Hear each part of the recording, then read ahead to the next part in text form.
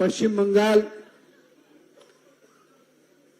अपने खेल के लिए, खेल के क्षेत्र में जो लोगों की भावना यहां जुड़ी है और जो उस प्रकार से यहां पर से खिलाड़ियों ने अपना अलग अलग स्थान बनाया पूरे देश में, आज वही पश्चिम बंगाल जो क्लब हाउस से निकला हुआ जो एक सोच पश्चिम बंगाल की संस्कृति से कि हम इस क्लब हाउस के माध्यम से अपने युवा को, नई पीढ़ी को खेल जगत से जोड़ेंगे।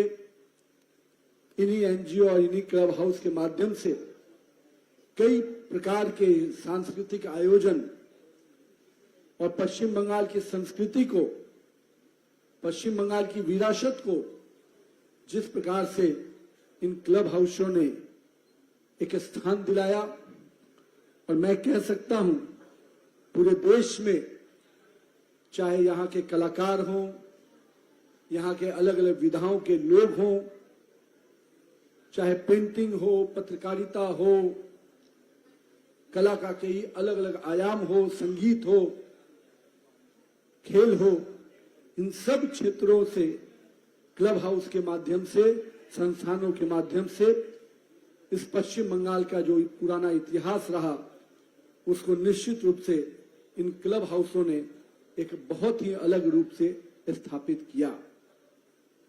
लेकिन आप सोच रहे होंगे कि आज इन क्लब हाउसों से बैठने की क्यों जरूरत आन पड़ी, वो भी चुनाव के समर में। जिस क्लब हाउस का इतिहास इतना गौरवमय रहा हो, जिसके बारे में पूरे देश में चर्चा होती हो, आज का वो क्लब हाउस किस स्वरूप में है और किस काम के लिए जाना जा रहा है, ये हम सबको को मालूम है। जो कल ही तक खिलाड़ियों को निकालने के लिए, खेल को एक नए आयाम तक पहुंचाने के लिए जाना जाता था, आज वो क्लब हाउस अड्डा बन गया है, एक वसूली का केंद्र बन गया है। और निश्चित रूप से जो पश्चिम बंगाल की विरासत है, जो पश्चिम बंगाल की संस्कृति रही, एक समय इसी पश्चिम बंगाल से फुटबॉल के खिलाड़ियों का जो भावना देखने को मिलता था, चाहे मोहन बगान हो, चाहे हमारे अन्य जितने प्रकार के यहाँ पर क्लब हैं, पूरे देश में यहाँ के इन क्लब हाउसों की चर्चा होती थी। क्या पिछले 15, 20, 25 वर्षों में वही इतिहास है? क्या वही सम्मान है? और नहीं है तो कौन इसका दोषी? किसके कारण ये हुआ? किसने पश्चिम बंगाल के युवाओं को, नई पीढ़ी को एक नए अच्छे भविष्य बनाने से रोका है? मैं इसलिए आज इस बात को करने आया हूं, जब देश के अन्य राज्यों में माननीय प्रधानमंत्री जी ने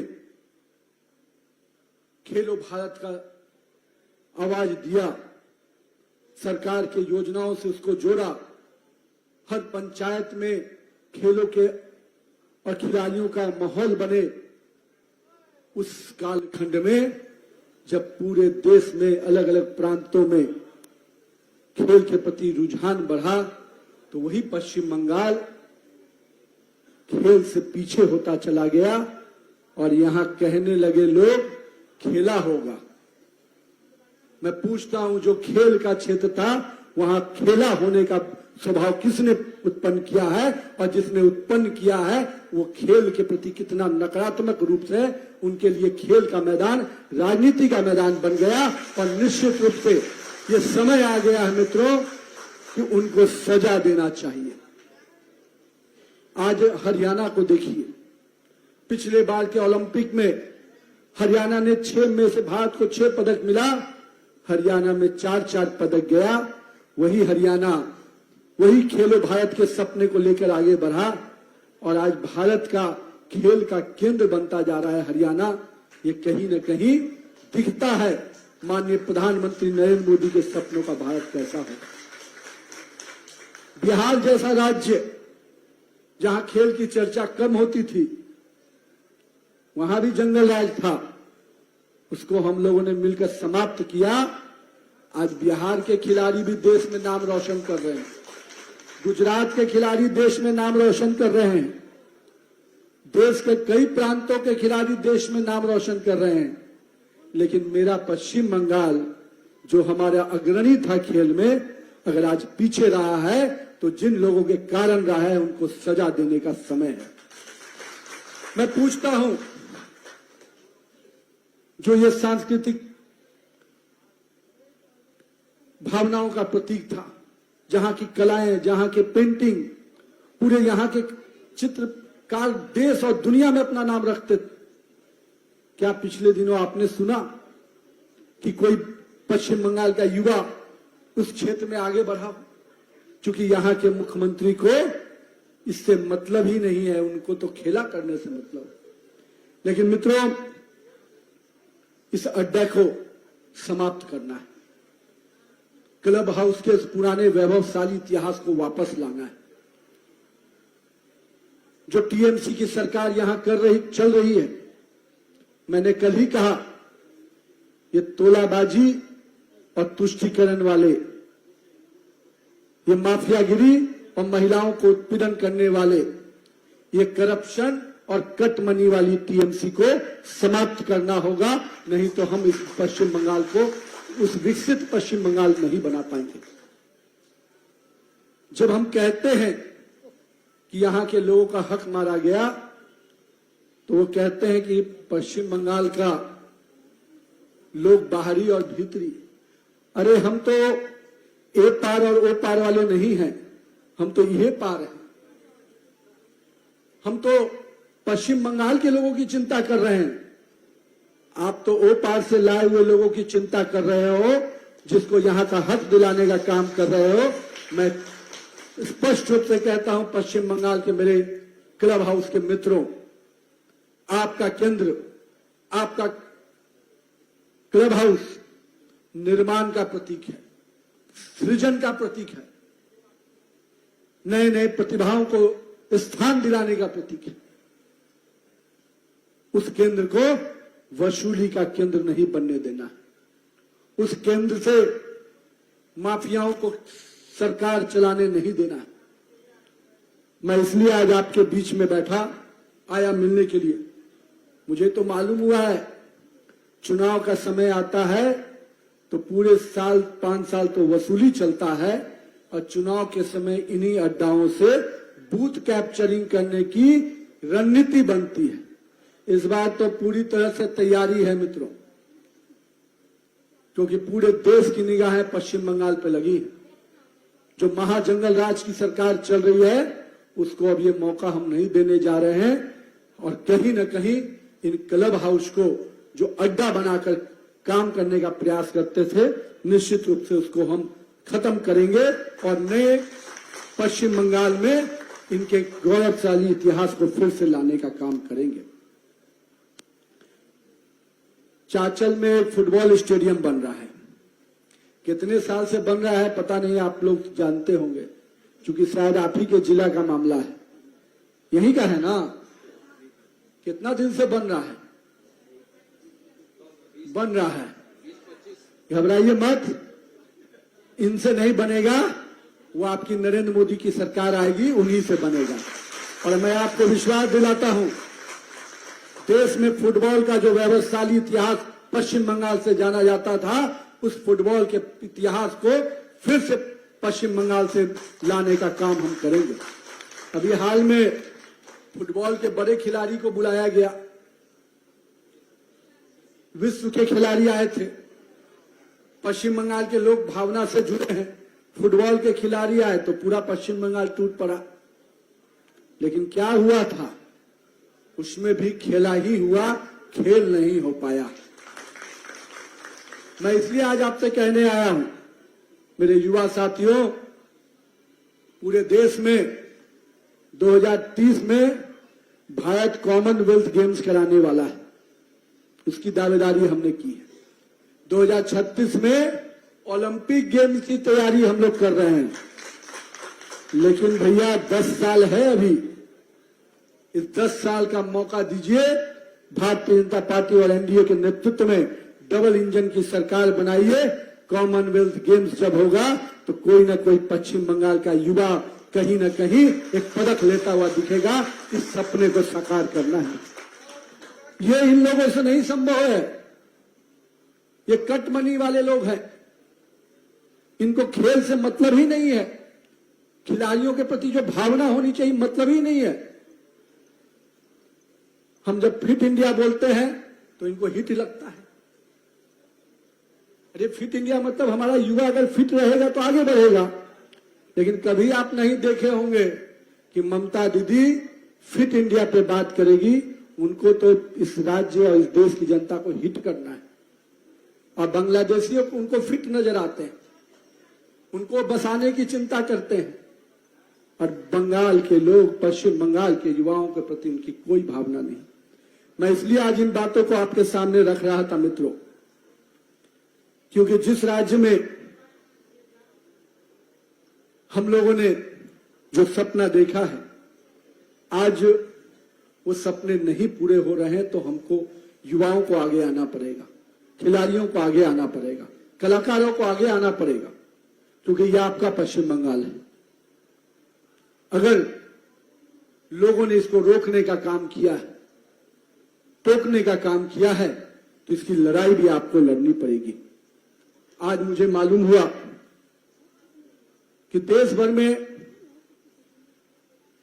टारगेट ओलंपिक पोडियम स्कीम चलाया जा रहा है और हर राज्य के स्पोर्ट्स पर्सनालिटी, स्पोर्ट्स की टीमें अपने अपने राज्य से खिलाड़ियों को भेज रहे हैं कि ताकि हमारे राज्य का खिलाड़ी बेहतर कर सके।